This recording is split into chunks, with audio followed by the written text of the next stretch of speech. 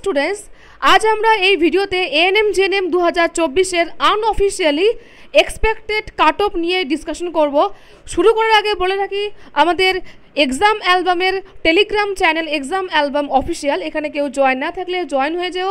Description বক্সে link রয়েছে। তাছাড়া টেলিগ্রামে সার্চ করবে এক্সাম অ্যালবাম অফিসিয়াল, তাহলে আমাদের এই চ্যানেল তোমরা পেয়ে যাবে এবং সেখানে যুক্ত হতে পারো। গত বছর এএনএম জেএনএম পরীক্ষা হয় 23শে জুলাই, রেজাল্ট প্রকাশিত হয় 6 সেপ্টেম্বর, অর্থাৎ প্রায় 1.5 মাসের মাথাতে রেজাল্ট প্রকাশিত হয়।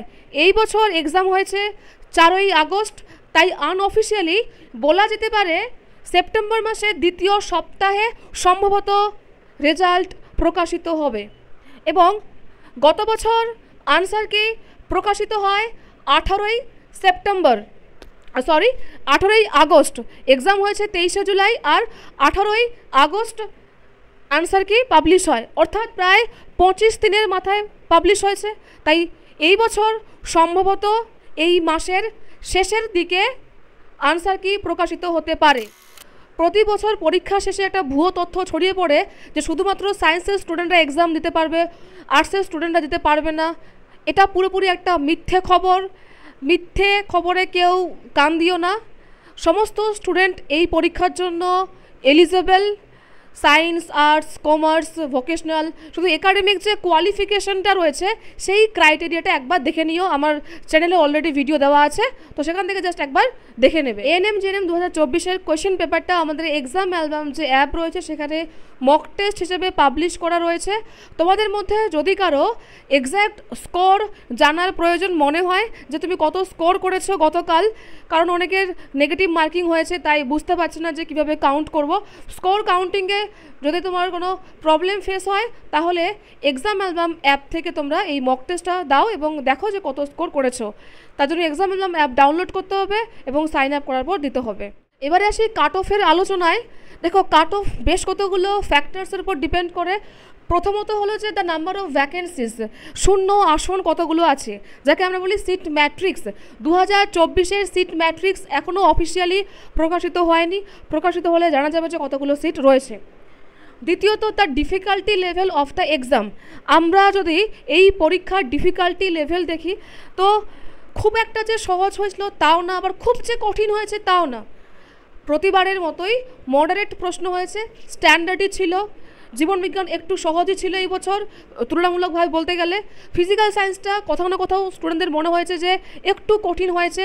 ক্যাটাগরি 2তে আমরা দেখেছি যে সিঙ্গেল কারেক্ট অপশন, যেখানে আমরা জানি যে ক্যাটাগরি 2তে মাল্টিপল কারেক্ট অপশন থাকে, তো স্টুডেন্টরা এখানে একটা কি বলবো যে অবস্ট্রাগল ফেস করেছে। আর ইংলিশ সহজই ছিল, জিকেও খুব সহজ ছিল, রিজনিংও সহজ ছিল। ম্যাথের কিছু কিছু কোয়েশ্চেনে কারো কারো প্রবলেমেটিক মনে হয়েছে, বাদবাকি কোয়েশ্চেন কিন্তু মডারেটই ছিল। তারপর the number of candidates appearing in the exam. তো এই বছর যদি আমরা দেখি একটা শিফটেই পরীক্ষা হয়েছে, গত বছরও একটা শিফটে পরীক্ষা হয়েছে। এই বছর এজ লিমিট ছিল না, গত বছর এজ লিমিট ছিল। তো হয়তো এই বছর পরীক্ষার্থীর সংখ্যা বেড়েছে, সেটা কিন্তু খুব যে বিশাল মাত্রায় পার্থক্য তৈরি করে বেড়েছে তাও নয়, কিন্তু হ্যাঁ গতবারের তুলনায় এই বছর পরীক্ষার্থীর সংখ্যা বেড়েছে। 2023 কাট অফ স্কোর বলা খুব মুশকিল। First round, second round, mop up round, spot counselling, total 4টে ধাপে কাউন্সেলিং হয়েছিল। তাই অ্যাপ্রোপ্রিয়েট কাট অফ স্কোর বলা খুব মুশকিল যে কোথায় গিয়ে স্পট কাউন্সেলিংয়ে জিএনএম এবং এএনএমের র্যাঙ্ক নেমেছে। তবে আমরা আনঅফিসিয়ালি একটা অ্যাপ্রক্স কাট অফ বলতে পারি, কারণ যেহেতু আমি এই লাইনে অনেক দিন ধরেই আছি এবং গত বছর কাউন্সেলিং করিয়েওছি অনেক স্টুডেন্টকে। আমাদের এক্সাম অ্যালবামের প্রচুর পরিমাণে স্টুডেন্ট সিলেক্টেড হয়েছে, প্রায় 300 স্টুডেন্ট গত বছর সিলেকশন পেয়েছিল। তাদের ক্লোজিং র্যাঙ্ক, তাদের ক্লোজিং স্কোর, আমাদের সমস্ত ডেটা রয়েছে। তাই সমস্ত কিছু আমি ঘাটাঘাটি করার পর এই কাট অফ মার্কসটা যতটা পারা যায়, এটা হয়তো 95% তোমরা বলতে পারো যে অ্যাপ্রোপ্রিয়েট কাট অফ স্কোর। যা তথ্য আজকে আমি এখানে শেয়ার করছি প্রত্যেকটাই জেনুইন। তো চলো আমরা দেখে নিই যে কতটা ছিল। তা আমি বলে রাখি যে অফিসিয়াল যে ক্লোজিং র্যাঙ্ক বা ক্লোজিং স্কোর তার সঙ্গে আমার এই স্কোরের কোথাও না কোথাও হয়তো পার্থক্য থাকতে পারে। আরেকটা পয়েন্ট বলতে চাই যে এই পরীক্ষাতে 0.05, 0.2, 0.1ও বলতে পারো অনেকটা মাইনে রাখে। 0.1-এর জন্য হয়তো তোমার র্যাঙ্ক 100 পিছিয়ে পড়তে পারে বা 100 উপরে উঠতে পারে। তো এতটা ম্যাটার করে, তাই এক্স্যাক্ট স্কোর বলা খুব খুব মুশকিল। তাও তোমরা অনেকে রিকোয়েস্ট করেছিলে কাট অফ নিয়ে ভিডিও আপলোড করার জন্য, তাই এই তথ্য শেয়ার করছি। দেখো, যদি আমরা ইউআর দেখি বা আনরিজার্ভড ক্যাটাগরি, তাহলে দেখতে পাবো যে গত বছর গেছে 55+। আমাদের একটা স্টুডেন্ট যার 54 পয়েন্ট সামথিং ছিল, মানে নিয়ার অ্যাবাউট বলতে পারো যে 55, তাই আমি এখানে অ্যাপ্রক্স 55 লিখেছি। তার 54 পয়েন্ট সামথিং ছিল।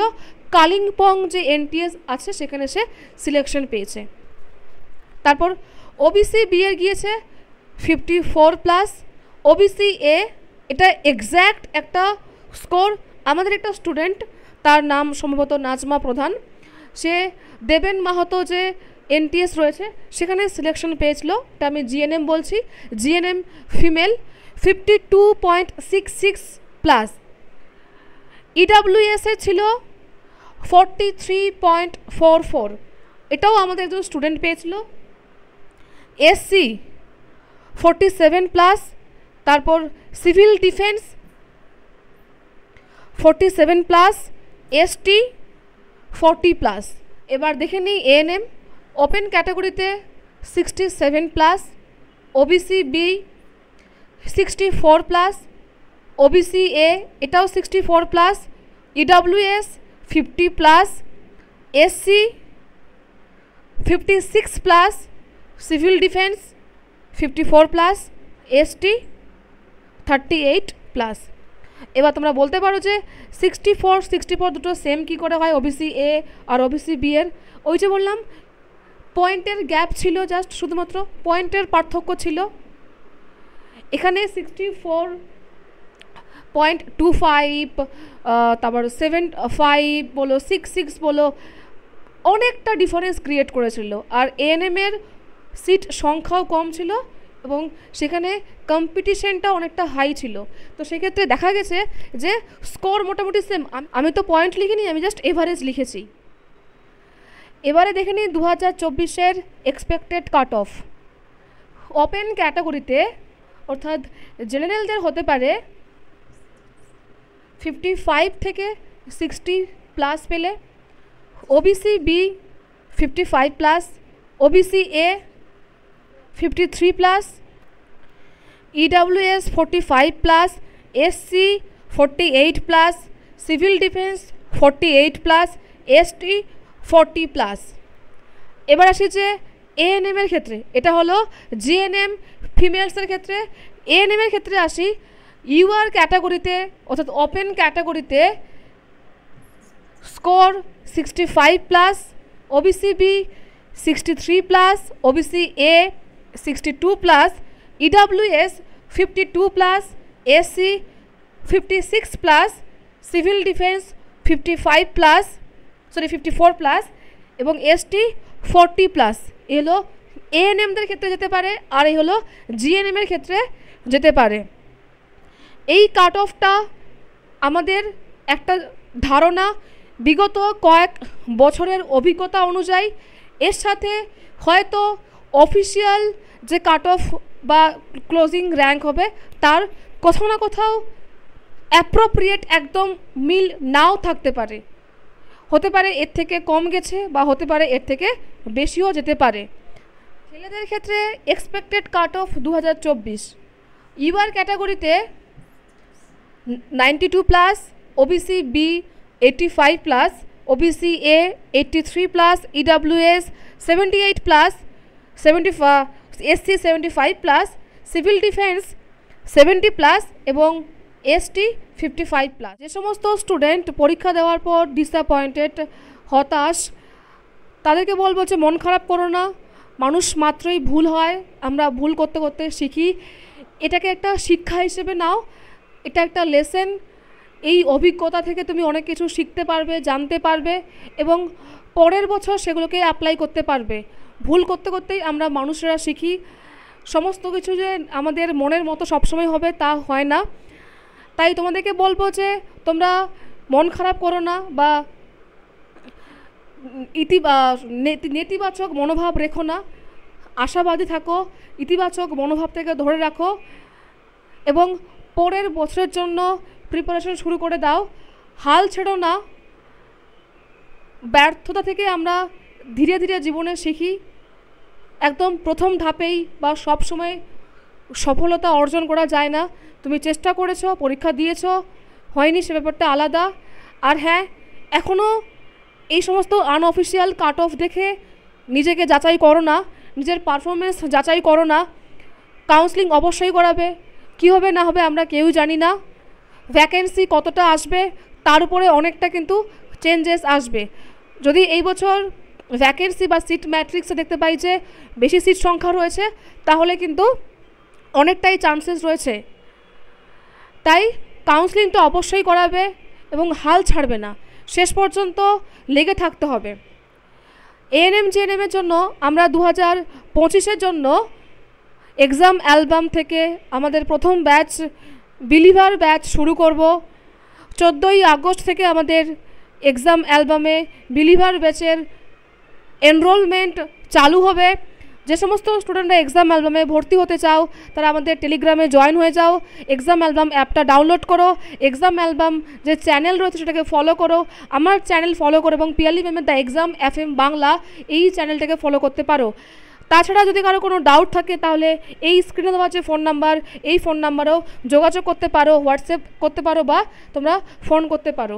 তো এই ছিল আজকের ভিডিও। দেখা হবে তোমাদের সঙ্গে আবার পরবর্তী ভিডিওতে।